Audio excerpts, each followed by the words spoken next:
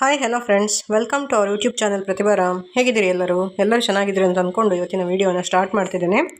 ಇವತ್ತೇನಪ್ಪ ಅಂತ ಹೇಳಿದರೆ ಬಸಳೆ ಸೊಪ್ಪಿನ ಸಾಂಬಾರನ್ನು ಹೇಗೆ ಮಾಡೋದು ಅಂತೇಳಿ ನೋಡ್ಕೊಂಡು ಬರೋಣ. ಬ್ರಾಹ್ಮಣರ ಶೈಲಿಯಲ್ಲಿ ಬಸಳೆ ಸಾಂಬಾರು ಅಥವಾ ಬಸಳೆ ಬೆಂದಿ, ಬ್ರಾಹ್ಮಣರು ಬಸಳೆ ಬೆಂದಿ ಅಂಥೇಳಿ ಹೇಳೋದು.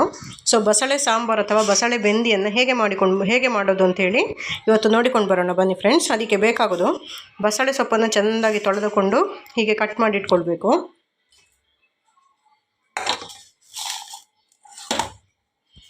ಬೇಕಾಗುವಂಥ ಸಾಮಗ್ರಿಗಳೇನಪ್ಪ ಅಂತ ಹೇಳಿದರೆ, ಬಸಳೆ ಸೊಪ್ಪನ್ನು ಚೆಂದಕ್ಕೆ ತೊಳೆದುಕೊಂಡು ಕಟ್ ಮಾಡಿಟ್ಕೊಂಡು ಇಟ್ಕೊಳ್ಬೇಕು. ಮತ್ತು ಇದು ಈಗ ಹುರಿದುಕೊಂಡ ಸಾಮಾನುಗಳು, ಸಾಂಬಾರಿಗೆ ಕಡಿಲಿಕ್ಕೆ ಹುರಿದಿಟ್ಕೊಂಡಂಥ ಐಟಮ್ಗಳು, ಮತ್ತು ಒಂದು ದೊಡ್ಡ ನೀರುಳ್ಳಿ, ಮತ್ತು ಸ್ವಲ್ಪ ಹೆಸರು ಕಾಳು ಅಥವಾ ಇದು ಹಲಸಿನ ಬೀಜವನ್ನು ಹಾಕಿ ಕೆಲವರು ಮಾಡೋರಿದ್ದಾರೆ.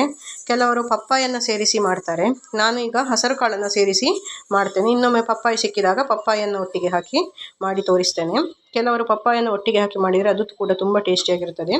ಇದು ಹೆಸರನ್ನು ಹಾಕಿ ಮಾಡಿದರೂ ಕೂಡ ಅದು ತುಂಬ ಟೇಸ್ಟಿಯಾಗಿರ್ತದೆ. ಮಂದಾಗಿ ತುಂಬ ಒಳ್ಳೆ ಗಸಿ ಥರ ಬರ್ತದೆ, ಚೆಂದ ಆಗ್ತದೆ. ಹೇಗೆ ಮಾಡೋದು ಅಂತ ಹೇಳಿ ಇವತ್ತು ನೋಡಿಕೊಂಡು ಬರೋಣ ಬನ್ನಿ ಫ್ರೆಂಡ್ಸ್.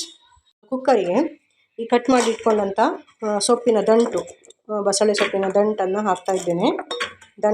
ಮೊದಲು ದಂಟನ್ನು ಹಾಕಿಕೊಳ್ಳಿ. ಮತ್ತು ಹೆಸರು ಕಾಳು ಎಷ್ಟು ಬೇಕು ಅಂತೇಳಿ ನೋಡಿಕೊಂಡು ಹೆಸರು ಕಾಳನ್ನು ಹಾಕಿಕೊಳ್ತಾ ಇದ್ದೇನೆ. ಹೆಸರು ಕಾಳು ಸಾಕು. ಮತ್ತು ಸೊಪ್ಪನ್ನು ಹಾಕಿಕೊಳ್ಳುವ.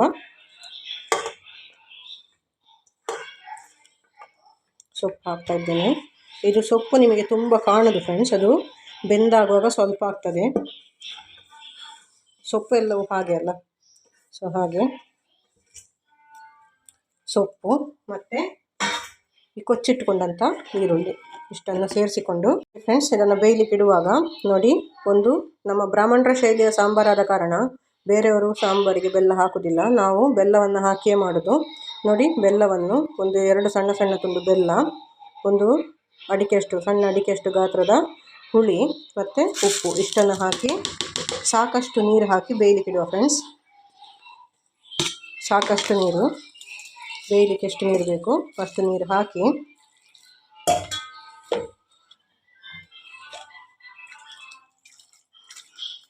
ಅಷ್ಟು ನೀರನ್ನು ಹಾಕಿ ಮುಚ್ಚಳ ಮುಚ್ಚಿ ಬೇಯಲಿಕ್ಕೆ ಇಡುವ. ಮುಚ್ಚಳವನ್ನು ಮುಚ್ತಾ ಇದ್ದೇನೆ. ಇದನ್ನು ಒಲೆಯನ್ನು ಹಚ್ಚಿಸಿ ಬೇಯಲಿಕ್ಕೆ ಇಡುವ ಫ್ರೆಂಡ್ಸ್.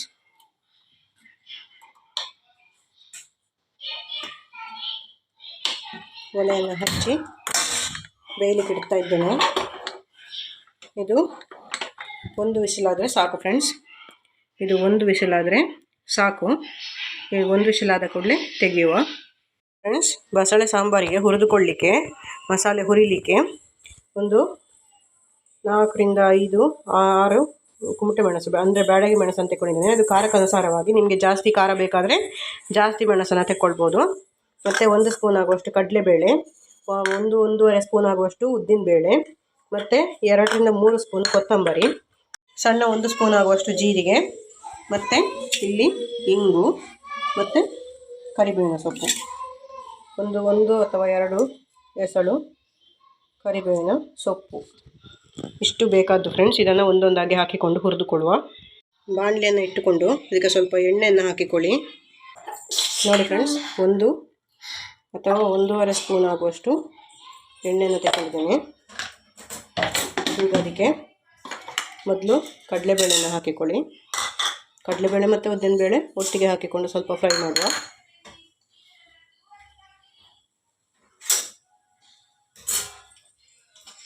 ಸ್ವಲ್ಪ ಹುರಿದುಕೊಳ್ಳುವ. ಸ್ವಲ್ಪ ಕೆಂಪು ಬಣ್ಣಕ್ಕೆ ಬರ್ತದೆ ಅಂತ ಆಗುವಾಗ ಮತ್ತು ಬಾಕಿದ್ದನ್ನೆಲ್ಲ ಒಟ್ಟು ಹಾಕಿ ಹುರಿದುಕೊಳ್ಳುವ ಫ್ರೆಂಡ್ಸ್.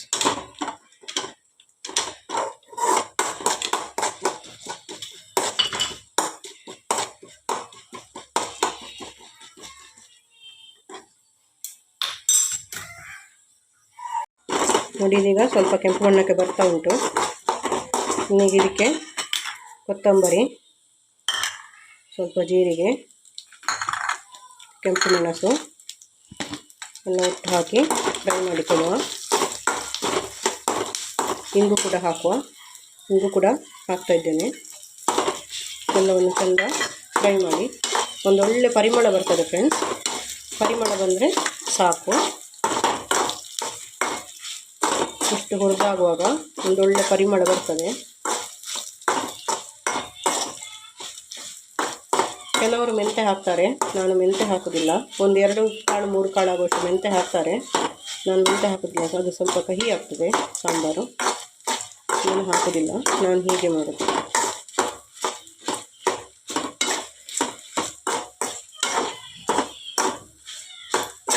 ನನ್ನ ಅತ್ತೆ ಕೂಡ ಹೀಗೆ ಸಾಂಬಾರು ಮಾಡೋದು.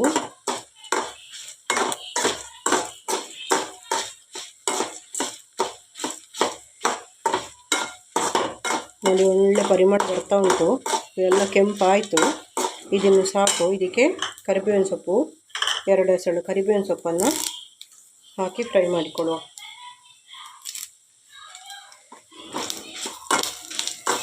2 ಎಸಳು ಕರಿಬೇವಿನ ಸೊಪ್ಪನ್ನು ಹಾಕಿದ್ದೇನೆ. ಫ್ರೈ ಆಗ್ತಾ ಉಂಟು.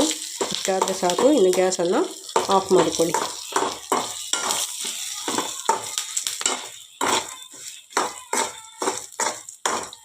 ಇದನ್ನೊಂದು ಸೈಡಲ್ಲಿ ತೆಗೆದಿಡಿ ಫ್ರೆಂಡ್ಸ್. ಸೈಡಿಗೆ ತೆಗೆದಿಡುವ. ನೋಡಿ ಫ್ರೆಂಡ್ಸ್, ಅದು ಬೇಯುವಷ್ಟರೊಳಗೆ ಈ ಹುರಿದಿಟ್ಕೊಂಡಂಥ ಮಸಾಲೆ ಸಾಂಬಾರ ಪದಾರ್ಥವನ್ನು ಹಾಕಿಕೊಳ್ಳಿ ಮಿಕ್ಸಿ ಜಾರಿಗೆ. ಅರ್ಧ ಗಡಿ ಕಾಯಿಯನ್ನು ಹಾಕಿಕೊಳ್ತಾ ಇದ್ದೇನೆ. ಅರ್ಧ ಗಡಿ ಕಾಯಿ ಇಷ್ಟನ್ನು ಹಾಕಿ ನೀರು ಹಾಕಿ ಗ್ರೈಂಡ್ ಮಾಡಿಕೊಂಡು ಬರುವ. ಫ್ರೆಂಡ್ಸ್, ಒಂದು ವಿಸಿಲಾಯಿತು, ಸಾಕಿದೆ. ಸೊಪ್ಪು ಚೆಂದ ಬೆಂದಿದೆ. ಇನ್ನು ಇದನ್ನು ಪಾತ್ರೆಗೆ ಹಾಕಿಕೊಳ್ಳುವ. ಫ್ರೆಂಡ್ಸ್, ಇದನ್ನು ಪಾತ್ರಕ್ಕೆ ಹಾಕಿಕೊಳ್ಳುವ. ಚೆಂದ ಬೆಂದಿದೆ.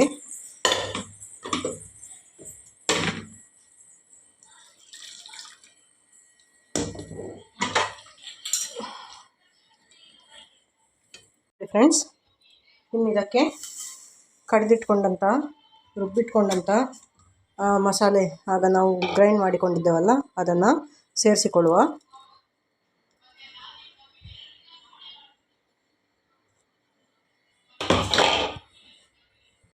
ನೋಡಿ ಫ್ರೆಂಡ್ಸ್, ಇದನ್ನು ಇನ್ನು ಚೆಂದ ಮಿಕ್ಸ್ ಮಾಡಿ ಕುದಿಲಿಕ್ಕೆ ಇಡುವ. ಇದು ಚೆಂದ ಕುದಿಬೇಕು ಫ್ರೆಂಡ್ಸ್. ನೋಡಿ ಕಲರ್ ನೋಡಿ ಸಾಂಬಾರಿಂದು ಒಳ್ಳೆ ಪರಿಮಳ ಕೂಡ ಬರ್ತಾ ಉಂಟು. ಆಹಾ, ತುಂಬ ಮಂದ ಆದರೆ ಸ್ವಲ್ಪ ಬೇಕಾದರೆ ನೀರು ಸೇರಿಸಿಕೊಳ್ಳಿ. ಇದನ್ನು ಕುದಿಲಿಕ್ಕಿಡುವ. ಇನ್ನು ಗ್ಯಾಸ್ ಆನ್ ಮಾಡಿಕೊಂಡು ಕುದಿಲಿಕ್ಕಿಡುವ.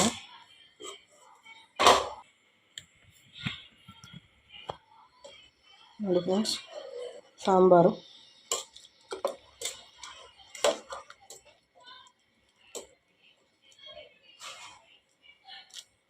ಬಸಳೆ ಬೆಂದಿ ಅಥವಾ ಬಸಳೆ ಸಾಂಬಾರು ತುಂಬ ಟೇಸ್ಟಿ ಕೂಡ ಫ್ರೆಂಡ್ಸ್. ದೋಸೆಗೆ, ಊಟಕ್ಕೆ ಎಲ್ಲದಕ್ಕೂ ಒಳ್ಳೆ ಕಾಂಬಿನೇಷನ್ ಬಸಳೆ ಸಾಂಬಾರು. ನನಗಂತೂ ತುಂಬ ಇಷ್ಟ. ಕುದಿಲಿ, ಆವಾಗ ನಾವು ಇದಕ್ಕೊಂದು ಒಗ್ಗರಣೆಗೆ ರೆಡಿ ಮಾಡಿಕೊಳ್ಳುವ. ಇದಕ್ಕೆ ಕಡೆಯಲ್ಲಿ ಒಂದು ಬೆಳ್ಳುಳ್ಳಿ ಒಗ್ಗರಣೆ ಕೊಟ್ಟರೆ ಉಂಟಲ್ಲ ಫ್ರೆಂಡ್ಸ್, ತುಂಬ ಚೆಂದ ಆಗ್ತದೆ. ನೋಡಿ ಫ್ರೆಂಡ್ಸ್, ಇದೀಗ ಚೆಂದಕ್ಕೆ ಕುದಿದಿದೆ, ಚೆಂದ ಕುದಿ ಬಂದಿದೆ. ಇನ್ನಿಲ್ಲಿ ಒಗ್ಗರಣೆಗೆ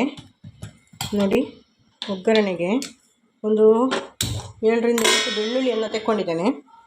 7ರಿಂದ 8 ಬೆಳ್ಳುಳ್ಳಿಯನ್ನು ತೆಕ್ಕೊಂಡು ಚೆಂದ ಫ್ರೈ ಮಾಡಿ, ಬೇಕಾದರೆ 1-2 ಸಾಸಿವೆಯನ್ನು ಹಾಕಿಕೊಳ್ಳಿ.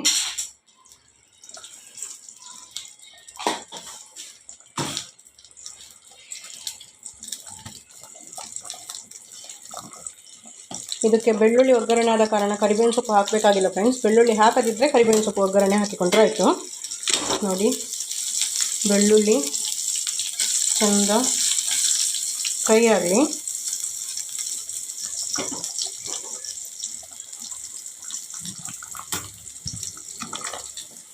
ಸಾಂಬಾರು ಕುದಿ ಬಂತು ಫ್ರೆಂಡ್ಸ್. ಇದನ್ನು ಇನ್ನು ಆಫ್ ಮಾಡಿಕೊಳ್ಳುವ ಗ್ಯಾಸು.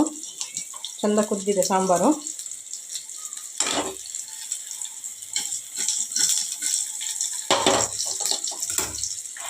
ಮಸಾಲೆ ಸಾಂಬಾರಿಗೆ ಲಾಸ್ಟಿಗೆ ಒಂದು ಬೆಳ್ಳುಳ್ಳಿ ಒಗ್ಗರಣೆ ಕೊಟ್ಟರೆ ಅದರ ರುಚಿಯೇ ಬೇರೆ. ತುಂಬ ಟೇಸ್ಟಿಯಾಗಿರ್ತದೆ ಫ್ರೆಂಡ್ಸ್ ಊಟಕ್ಕೆ. ನೀವು ಕೂಡ ಟ್ರೈ ಮಾಡಿ ನೋಡಿ.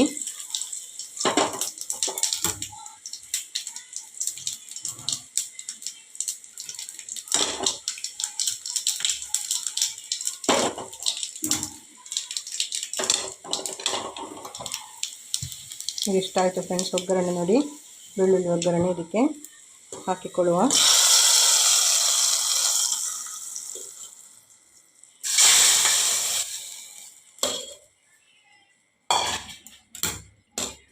ಬೆಳ್ಳುಳ್ಳಿ ಒಗ್ಗರಣೆ ಆಯಿತು ಫ್ರೆಂಡ್ಸ್. ಬಸಳೆ ಬೆಂದಿ ಸೂಪರ್ ಆಗಿದೆ. ಉಪ್ಪು ನೋಡಿಕೊಂಡು ನಿಮಗೆ ನಾನು ಒಮ್ಮೆಗೆ ಹಾಕಿದ್ದೇನೆ, ನಾನು ಮತ್ತೆ ಸ್ವಲ್ಪ ಸೇರಿಸಿದ್ದೇನೆ ಸಾಕಾಗಲಿಕ್ಕಿಲ್ಲ ಅಂಥೇಳಿ. ನೀವು ಬೇಕಾದರೆ ನೋಡಿಕೊಂಡು ಮತ್ತೆ ಬೇಕಾದ್ರನ್ನ ಹಾಕಿಕೊಳ್ಳಿ ಫ್ರೆಂಡ್ಸ್. ಬಿಸಿ ಬಿಸಿ ಬಸಳೆ ಸೊಪ್ಪಿನ ಸಾಂಬಾರು ಜೊತೆಗೆ ಅನ್ನ, ಬೆಳತಿಗೆ ಅನ್ನ ಸೂಪರ್. ನೀವು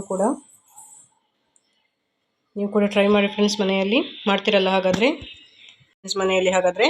ಇನ್ನೂ ನನ್ನ ಚಾನಲನ್ನು ಸಬ್ಸ್ಕ್ರೈಬ್ ಮಾಡಲಿಲ್ಲ ಅಂದರೆ ದಯವಿಟ್ಟು ಶೇರ್ ಮಾಡಿ, ಸಬ್ಸ್ಕ್ರೈಬ್ ಮಾಡಿ, ಲೈಕ್ ಮಾಡಿ, ಹಾಗೆ ಕಮೆಂಟ್ ಮಾಡೋದನ್ನು ಮರಿಬೇಡಿ. ಇಷ್ಟೊತ್ತು ನನ್ನ ವಿಡಿಯೋ ನೋಡಿದ್ದಕ್ಕಾಗಿ ಧನ್ಯವಾದಗಳು. ಮುಂದಿನ ವಿಡಿಯೋದಲ್ಲಿ ಸಿಗ್ತೇನೆ. ಬಾಯ್ ಎಲ್ರಿಗೂ.